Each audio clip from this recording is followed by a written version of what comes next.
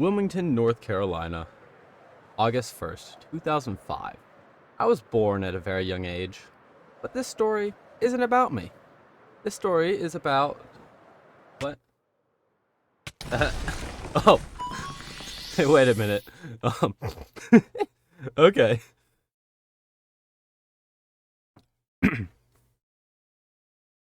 Isaiah Perry, the Autobiography.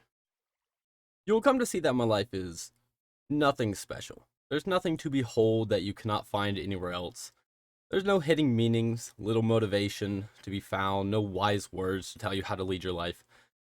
I do not know where I'm going. I hardly know where I began. So let's start by swimming in what I know as the darkness years.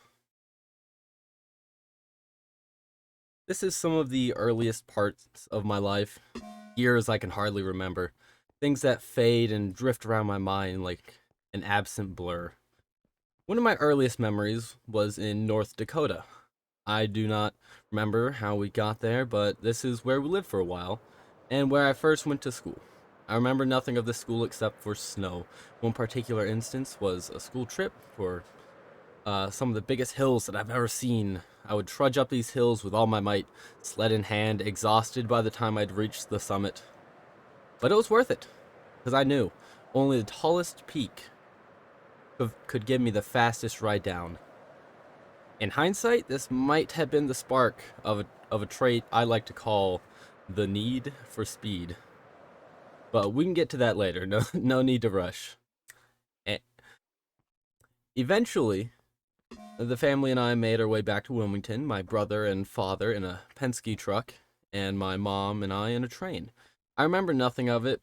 Upon making it to the new house, I had been introduced to a collection of Jurassic Park movies, furthering my interest in dinosaurs even more than before. Yes, I was that kid. I learned everything there was to know about them. I was going to be a paleontologist when I grew up. No question about it.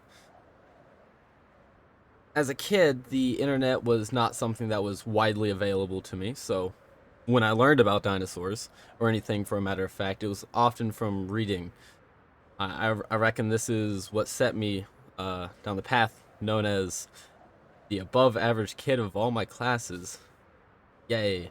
I excelled in many areas as a kid, but predominantly in the English section.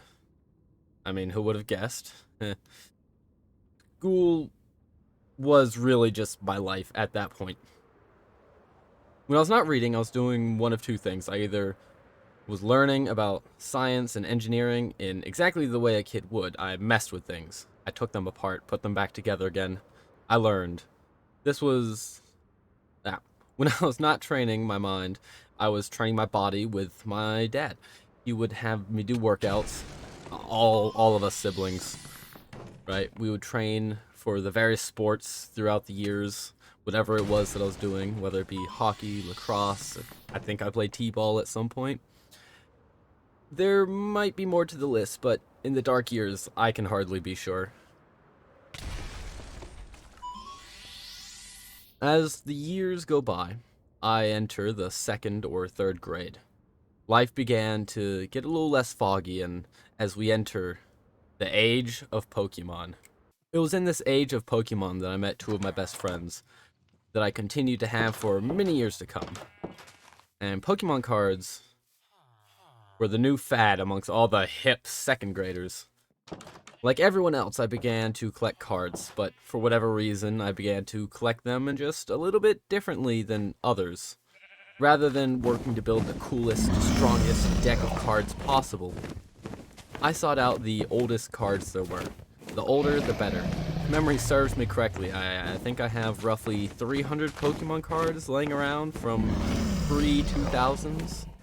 Many of which are first edition cards, meaning for those of you who are not collector nerds, they're the first of their kind to be minted.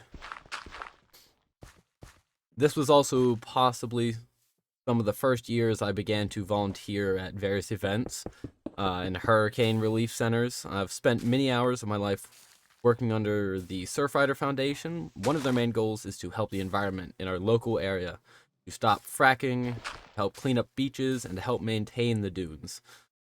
Over the years, I've helped plant sea oats, the tall wheat-like plants you see living on the dunes. I've roamed across beaches during their beach sweeps. I've carried Christmas trees to rebuild the dunes. After hurricanes, I've been sent to help clean yards from fallen trees, branches, and Aquaman. I don't know, that was a weird one. If not doing that, I would be handing out food, water, toiletries, and whatnot to people looking for a little help. From these experiences, I've learned more about the environment and some of the real impact that we as people are putting on it. Also been taught a little bit more about giving back to a community when they are in need. It shows that even when people don't have to be kind, we do it anyways. Why? I'm not exactly sure. I'm not sure anybody knows.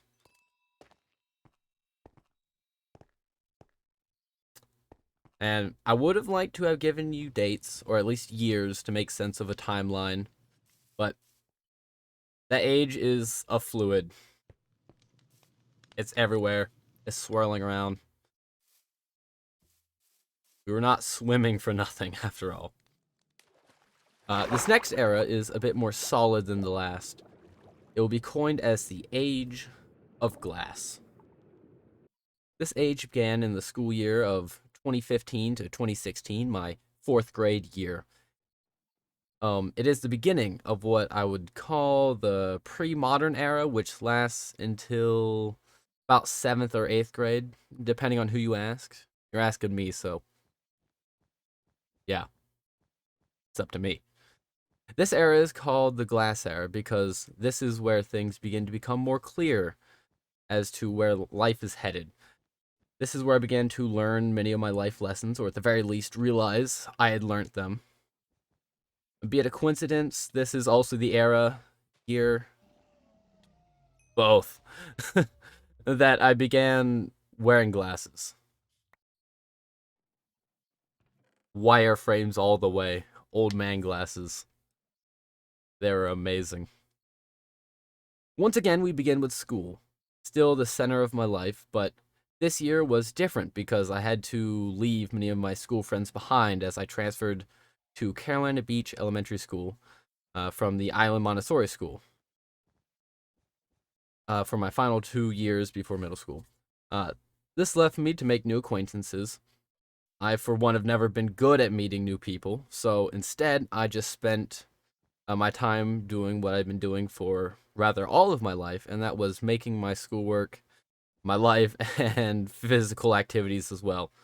But this year, there would be a slight change in the sport that would stick with me all the way through the next two eras, and unlike other sports, has yet to phase out. This was the year I began running for the first time. I remember showing up to the first practice of a newly reformed group known as the Cape Fear Flyers. We ran in a ditch, up and down and up and down and up and down, a hill workout. This is where I met two of my first coaches, Coach Greg Zinner and Coach Sean McKee. I would go on to be coached by Sean up until the end of the 2021 to 2022 track season, but Coach Greg was the first to give me my first lesson in running. He told me to pass people on the uphill and right before a turn, and then surge on the blind spot. Because you see, running is not always about who can run faster. It is about who can hurt the longest, who can push past the body telling you to quit, who can look at the person running faster and say, I can still catch them. This tactic breaks the spirit of the person you're running with. It's a psychological trick. It's a bluff. But that's the thing that stuck with me. Between pouring myself into school and running, I began to close off from most people, and usually was the third wheel in friend groups. Eventually, it became more efficient to be doing things on my own because I was ahead of most people and I could go with my own plan to get things done. It was a simple matter of fact. Things continued like this in elementary school as things began to shatter around me during my parents' divorce. By the end of the year, I had been condemned to wandering aimlessly around the playground as I'd been banned from soccer. It'd certainly been a large case of like two scuffles, the general lack of brain cells that is typically held within elementary kids. Um, Both the people and I, and then the final straw, an accidental fall on a concrete slab.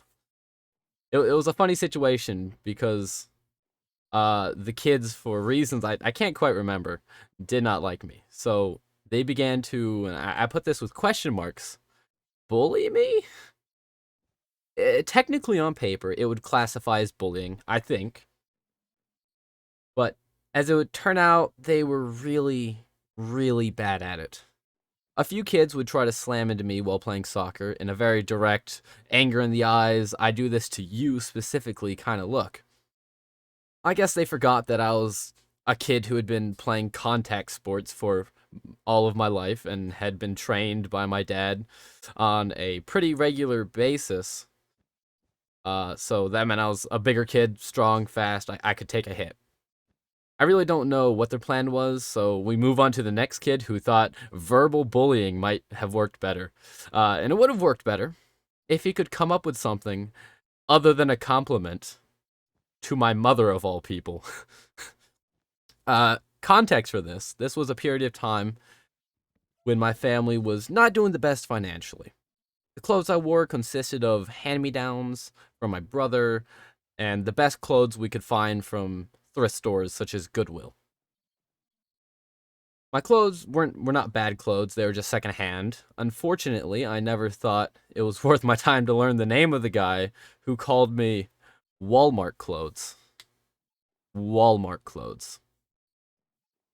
The fact that my clothes were good enough to pass off as brand new clothes just goes to show that there is nothing wrong with secondhand clothing. And if you have a good eye, such as my mother, you can pick out nice clothing. For me, this was just rather something that made my recesses more amusing rather than in any way I'm sure they hoped it would have affected me. But luckily, we were to transfer to middle school, a brand new start.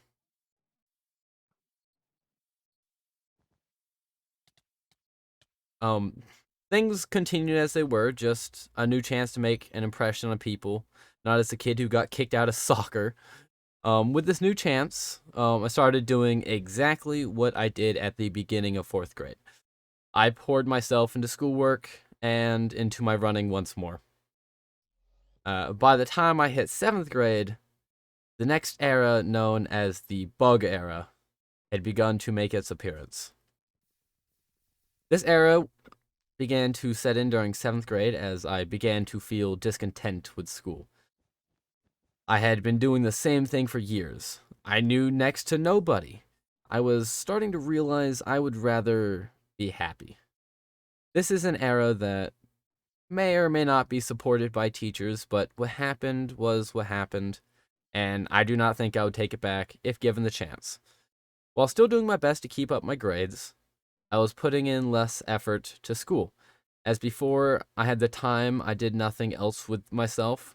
I would do everything to the absolute perfection if I could. But now I decided I wanted time to do other things. I wanted, to do, I wanted to figure out what I wanted to do. During this year, not much changed. I still didn't know what I wanted to do. My life goal had been to become a green engineer, which is an engineer that, attempts to create a more eco-friendly technology. And I'd known I wanted to do that since the beginning of the last era in fourth grade. Um, with this newfound free time, I used it to engineer things, observe how technology works. I found myself looking for things on one side of the road to bring home to pick apart. It was fun. I created a few things, none of which I can remember precisely, as none of them really worked. But from each, I would learn something new. I would get a chance to apply what I learned from the last piece of scrap to this new project. The more projects I did, the more ideas I came up with, and the more realistic they would get.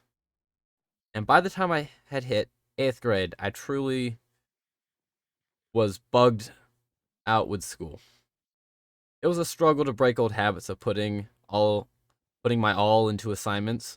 While it is good to put your all into your work, it also has become especially apparent in high school that time simply doesn't allow for full effort. As these thoughts had been bugging me for more and more throughout the bug era, a new kind of bug began to spread around the world, initiating the age of internet. COVID-19, a deadly virus, began to make its way around the world in late 2019. The end of 8th grade was cut short from in-school instruction and went fully online.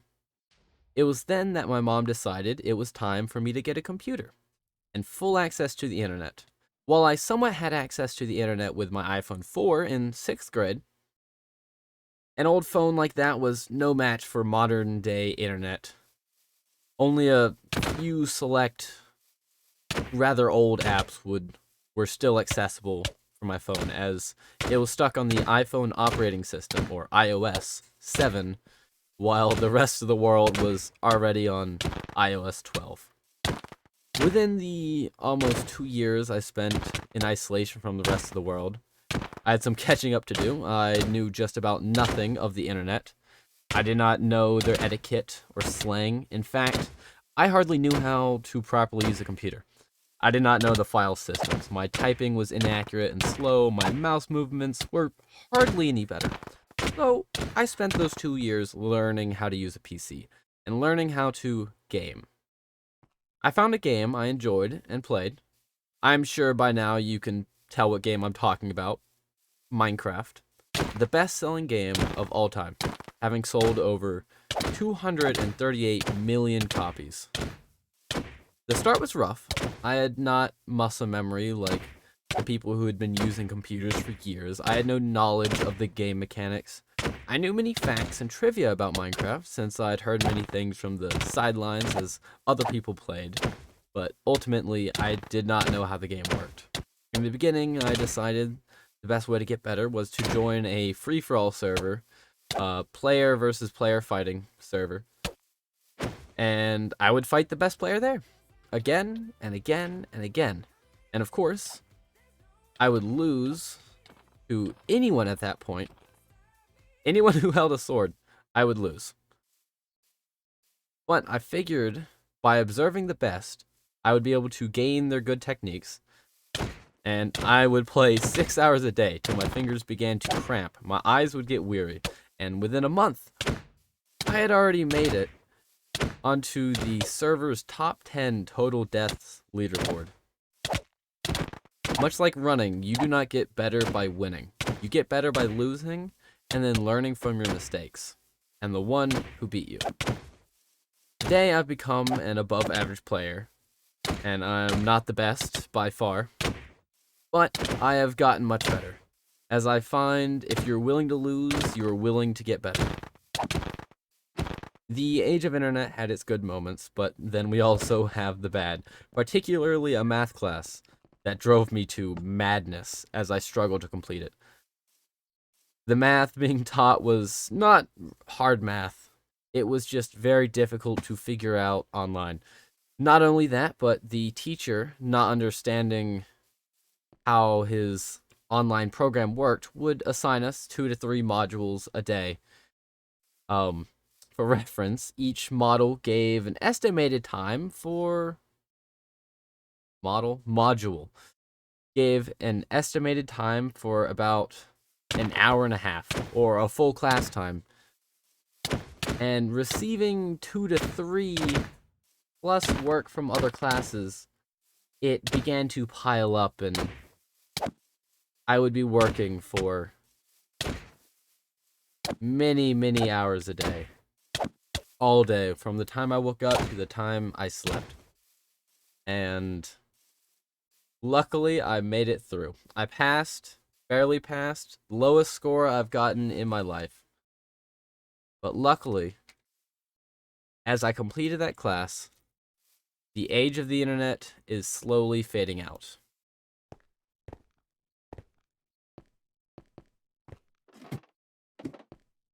We begin with the beginning of the end of the end of the internet era. This was an era of great exploration, great triumph, and great pain. We became one with modern technology, and were destroyed by it all the same. But like all ages, this age had to come to an end. The next era has not a name because it has yet to come to a close. We do not know what defines it. We know where it starts, though. It starts as we head back to school. The internet has become a part of life. People work from home, schools require all students to use laptops, and programs galore are globalized. Since we do not know where we are headed, we must move on. Isaiah Perry, The Autobiography, Bonus Edition. This last section includes a few sections I could not seem to find a way to seamlessly include in the autobiography, so I include them in the bonus edition. For me, spiritually, it's a weird section because I cannot say I truly believe in anything. My brain works off of proofs, and so I cannot confidently say there is a god or some overarching creator. On the other side of the token, there has never been proof that such a god does not exist.